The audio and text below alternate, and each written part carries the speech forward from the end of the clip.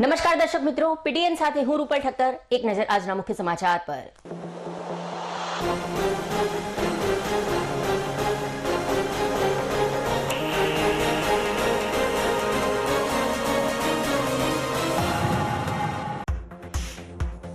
પાટણ જિલ્લા કોંગ્રેસ દ્વારા કલેક્ટરને આપ્યું આવેદનપત્ર।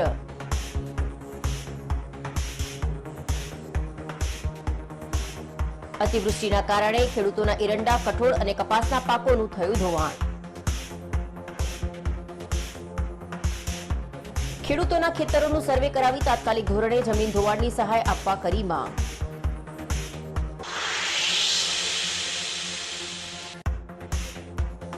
હેમચંદ્રાચાર્ય ઉત્તર ગુજરાત યુનિવર્સિટીના બોયઝ હોસ્ટેલના વિદ્યાર્થીઓ ઉતર્યા ભૂખ હડતાળ પર। હલકી ગુણવત્તાવાળા ભોજન સહિતના પ્રશ્નોને લઈ ઉતર્યા ભૂખ હડતાળ પર।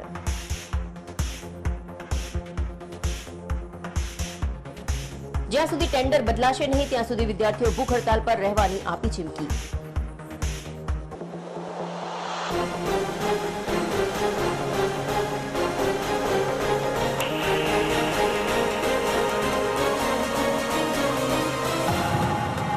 હવે સમાચાર વિગતવાર।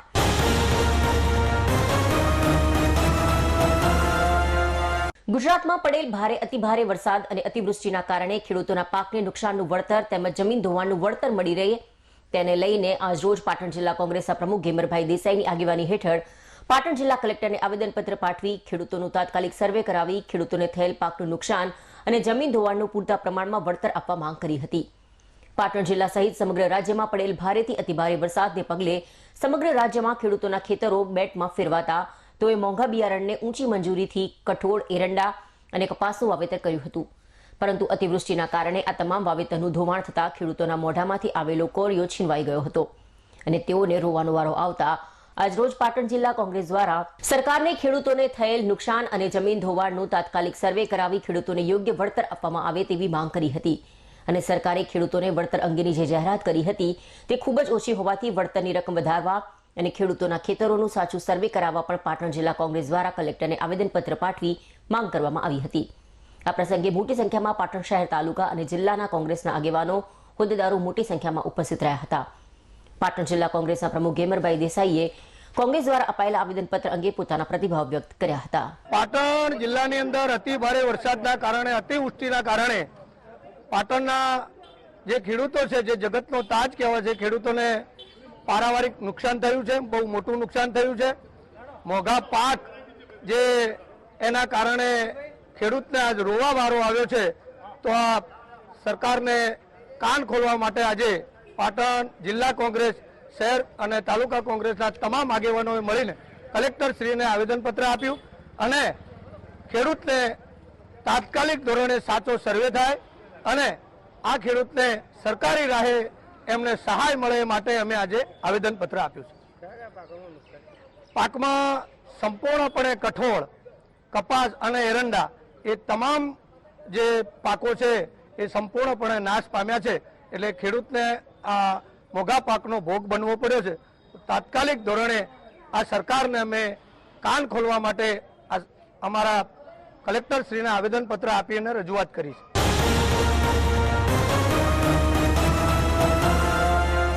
ભારતીય જનતા પાર્ટી દ્વારા 2 સપ્ટેમ્બરથી સદસ્યતા અભિયાનનો પ્રારંભ કરવામાં આવ્યો છે, જેના ભાગરૂપે પાટણ એપીએમસી હોલ ખાતે જિલ્લા પ્રભારી જગદીશભાઈ પટેલની ઉપસ્થિતિમાં પાટણ જિલ્લા ભાજપ સંયુક્ત મોરચાની કાર્યશાળા યોજાઈ હતી। ભારતીય જનતા પાર્ટીના રાષ્ટ્રીય અધ્યક્ષ જેપી નડ્ડા કેન્દ્રીય કાર્યાલય દિલ્હી ખાતેથી દેશના વડાપ્રધાન નરેન્દ્રભાઈ મોદીને મિસકોલ કરાવી ભારતીય જનતા પાર્ટીના સદસ્ય બનાવ્યા હતા। આ કાર્યક્રમનું પ્રસારણ એપીએમસી હોલ ખાતે યોજાયું હતું। આ કાર્યક્રમમાં જિલ્લા ભાજપ પ્રમુખ દશરથજી ઠાકોરે જણાવ્યું, ભારતીય જનતા પાર્ટી દ્વારા લોકશાહી અને બંધારણ રીતે સદસ્ય અભિયાન હાથ ધરવામાં આવે છે, જેમાં રાષ્ટ્રીય લેવલથી લઈને બૂથ લેવલ સુધી આ અભિયાન હાથ ધરાય છે। પાટણ જિલ્લામાં પણ 3 લાખ કરતાં પણ વધારે સભ્યોને ભારતીય જનતા પાર્ટીના સદસ્ય બનાવવામાં આવશે। આ કાર્યક્રમમાં પ્રદેશ ઉપાધ્યક્ષ અને સદસ્યતા અભિયાનના પાટણ જિલ્લા સંયોજક નંદાજી ઠાકોર, જિલ્લા ભાજપ મહામંત્રી ભાવેશભાઈ, મોરચાના પ્રદેશ મંત્રી વિનયસિંહ ઝાલા, મહિલા મોરચાના પ્રદેશ કોષાધ્યક્ષ પુષ્પાબેન ઠાકોર, અનુસૂચિત જાતિ મોરચાના પ્રદેશ ઉપાધ્યક્ષ ગંગારામભાઈ સોલંકી, અપેક્ષિત હોદ્દેદારો અને કાર્યકરો મોટી સંખ્યામાં ઉપસ્થિત રહ્યા હતા।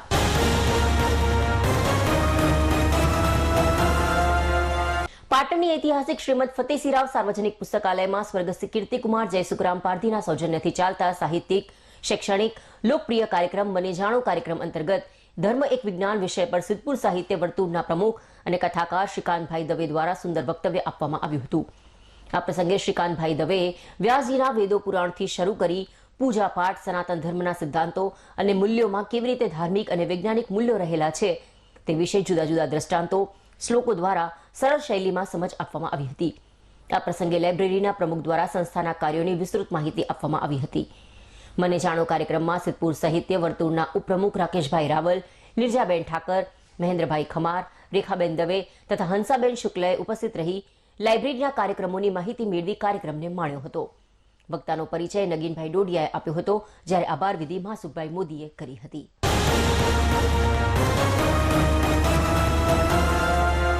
પાટણ આપ પાર્ટી દ્વારા પાટણ શહેરના વોર્ડ નંબર 3 વિસ્તારમાં વેરાઈ ચકલા ચોકથી બગવાડા દરવાજા જવાના જાહેર રસ્તા પર સંગીત શાળાની બહાર કચરો અને કાદવ કિચડનો કાયમી ધોરણે નિકાલ લાવી સ્વચ્છતા ત્યાં પ્રભુતાનું સૂત્ર સાર્થક કરવા પાટણ નગરપાલિકા પ્રમુખને સોમવારે સ્થાનિક વેપારીઓ અને રહીશોના સહી સમર્થન સાથે આવેદનપત્ર આપી રજૂઆત કરવામાં આવી હતી. આવેદનપત્રમાં તેઓએ જણાવ્યું કે પાટણ શહેરના વોર્ડ નંબર 3માં વેરાઈ ચકલા ચોકથી બગવાડા દરવાજા જવાના જાહેર રસ્તા પર સંગીત શાળા અને તિરુપતિ પ્લાઝાના પાછળના ગેટ બાજુ સૂકો કચરો, ભીનો કચરો, કાદવ કિચડનું અસહનીય સામ્રાજ્ય ફેલાયું છે.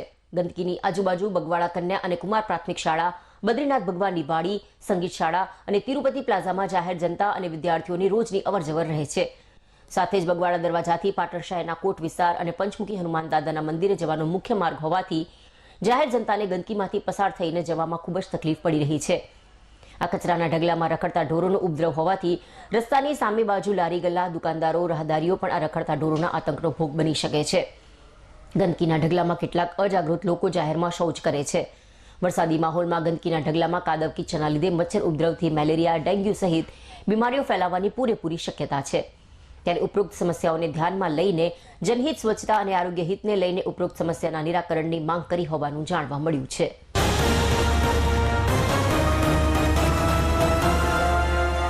સરસ્વતી તાલુકાના સરિયદ ગામે આવેલ જૂનું પિકઅપ બસ સ્ટેન્ડ, ઢોર ડબ્બો અને ગ્રામ સેવક માટેના જૂના ક્વાર્ટર ગામના સરપંચ દ્વારા તોડી પડાતા જોશી મનુભાઈ જયરામભાઈ દ્વારા કલેક્ટરમાં લેખિત ફરિયાદ કરી યોગ્ય કાર્યવાહી કરવા માંગ કરી હતી. તો કલેક્ટરને આપેલા આવેદનપત્રમાં જણાવ્યું કે સરસ્વતી તાલુકાના સરિયદ ગામે જૂનું પિકઅપ બસ સ્ટેન્ડ ગામના સરપંચ દ્વારા કયા કાયદા અને કઈ કલમ દ્વારા તોડી પાડવામાં આવ્યું છે અને કોની મંજૂરી લઈ પાડવામાં આવ્યું છે અને જૂના કાટમાળની હરાજી પાડવામાં આવેલ છે કે નહીં તેની તપાસ કરી યોગ્ય કાયદેસરની કાર્યવાહી કરવા અરજદારે માંગ કરી હતી. અને આ જગ્યા પર હાલ શોપિંગ સેન્ટર બનાવ્યું છે. તે શોપિંગ સેન્ટર પંચાયત હસ્તક બનાવ્યું હોય તો તેનો ઠરાવ અને તે ભાડે આપેલ હોય તો તેનો ભાડા કરાર ક્યારે કર્યો છે અને તેનું ભાડું કોને મળે છે જેની યોગ્ય કાર્યવાહી કરવા આવેદનપત્રમાં ઉલ્લેખ કરાયો છે. જ્યારે સરસ્વતી તાલુકાના સરિયદ ગામે આવેલ જૂનું ગ્રામ સેવક માટે જૂનું ક્વાર્ટર આવેલું હતું તે સરિયદ ગામના સરપંચ દ્વારા કોની મંજૂરી લઈ અને કયા કાયદા મુજબ તોડી પાડ્યું છે અને તેના જૂના કાટમાળની હરાજી થયેલ છે કે કેમ તેની યોગ્ય કાર્યવાહી કરવા અરજદારે વિનંતી કરી હતી.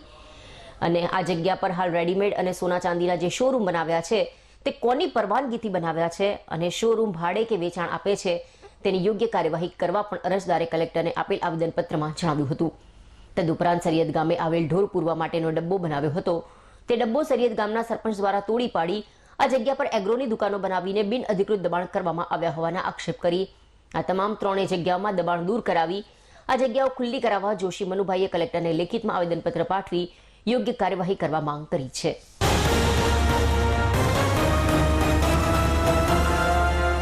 હેમચંદ્રાચાર્ય ઉત્તર ગુજરાત યુનિવર્સિટીના પંટાગઢમાં આવેલી આદિજાતિ વિકાસની બોયઝ હોસ્ટેલમાં છેલ્લા 3 વર્ષથી વિદ્યાર્થીઓને હલકી ગુણવત્તાવાળું ભોજન અપાતા છાશવારે વિદ્યાર્થીઓ આંદોલન કરી રહ્યા છે.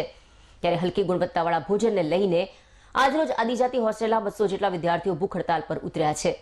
અને આ આદિજાતિ બોયઝ હોસ્ટેલ પાલનપુર દ્વારા સંચાલિત હોવાથી અગાઉ પણ કમિશનરે આ હોસ્ટેલની મુલાકાત લઈ તમામ પ્રકારની જવાબદારી લઈ યોગ્ય કાર્યવાહી કરવાની ખાતરી આપી હોવા છતાં પણ વિદ્યાર્થીઓને ગાદલા સહિત હલકી ગુણવત્તાવાળું ભોજન અપાતા વિદ્યાર્થીઓમાં નારાજગી જોવા મળી હતી.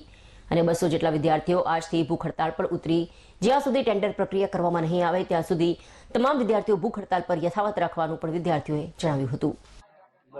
હવે HNU અંદર આવેલી ST Patan hostel, ST Kumar છાત્રાલય, પાલનપુર દ્વારા સંચાલિત આદિજાતિ દ્વારા અમારા ખાવાનો પ્રશ્ન વારંવાર થાય છે ને ઘણીવાર અમે રજૂઆત કરી છે. આદિજાતિ ખુદ કમિશનર સાહેબ અહીંયા આવીને અમને વાયદો કરીને ગયા કે ખાવાનું થઈ જશે, પણ જે અમારી પ્રાથમિક સુવિધા છે એ જ નહીં થઈ. ગાદલાને અમે બધી રજૂઆત કરી પણ બીજું ના થાય કંઈ નહીં, પણ આ ગાદલાનું એ જ પ્રશ્ન નહીં થયો.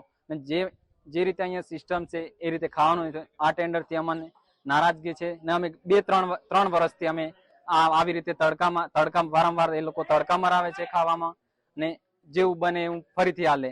2 દિવસ સારું બને પાછું 3જા દિવસે હતું એવું ને એવું થાય. તો અમે વારંવાર આવી પ્રશ્ન ના થાય એના માટે અમે આજે ભૂખ હડતાલ ઉપર બેઠેલા છીએ. જ્યાં સુધી બધું કમ્પ્લીટ ટેન્ડર સુધી ચેન્જ ના થાય ત્યાં સુધી અમે ખાવાના નથી. ને જે માણસ અહીંયા સારી કામગીરી હતી અને સારી રીતે અમે એમના વિરુદ્ધ કંઈ અરજી પણ નહીં કરી ને એમનું સારું કામગીરી લાઈનમાં રહીને ખાવાનું ચેક કરાવતા હતા ને બધું ચેક, તો એ માણસને ખુદ અહીંથી બદલી કરવા અચાનક બદલી કરી દેવામાં આવી ને એ માણસ સારી રીતે અમારા અહીંયા બધું ધ્યાન કરતા, બધું ધ્યાન દોરતા, અરજીઓ મોકલતા, પણ એ માણસને અચાનક મોકલવામાં આવ્યો તો અમારે પણ અચાનક આ ટેન્ડર હટવું જોઈએ ને બધી પ્રોસેસ તાત્કાલિક બધી થવું જોઈએ. ત્યાં સુધી ના હટે ત્યાં સુધી આ છોકરા 200 છોકરાની સંખ્યા 1 છોકરું જમશે નહીં. એવી જવાબદારી આદિજાતિની રહેશે.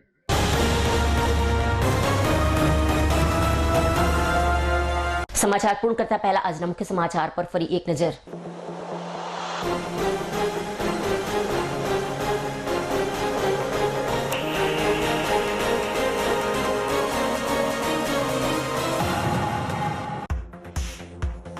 પાટણ જિલ્લા કોંગ્રેસ દ્વારા કલેક્ટરને આપ્યું આવેદનપત્ર.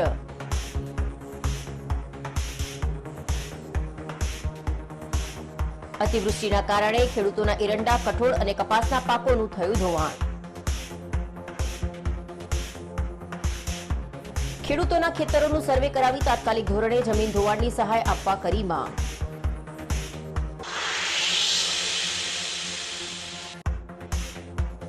હેમચંદ્રાચાર્ય ઉત્તર ગુજરાત યુનિવર્સિટીના બોયઝ હોસ્ટેલના વિદ્યાર્થીઓ ઉતર્યા ભૂખ હડતાળ પર.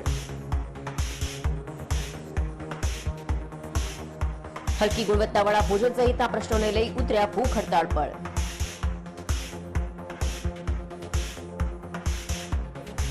જ્યાં સુધી ટેન્ડર બદલાશે નહીં ત્યાં સુધી વિદ્યાર્થીઓ ભૂખ હડતાળ પર રહેવાની આપી ચીમકી.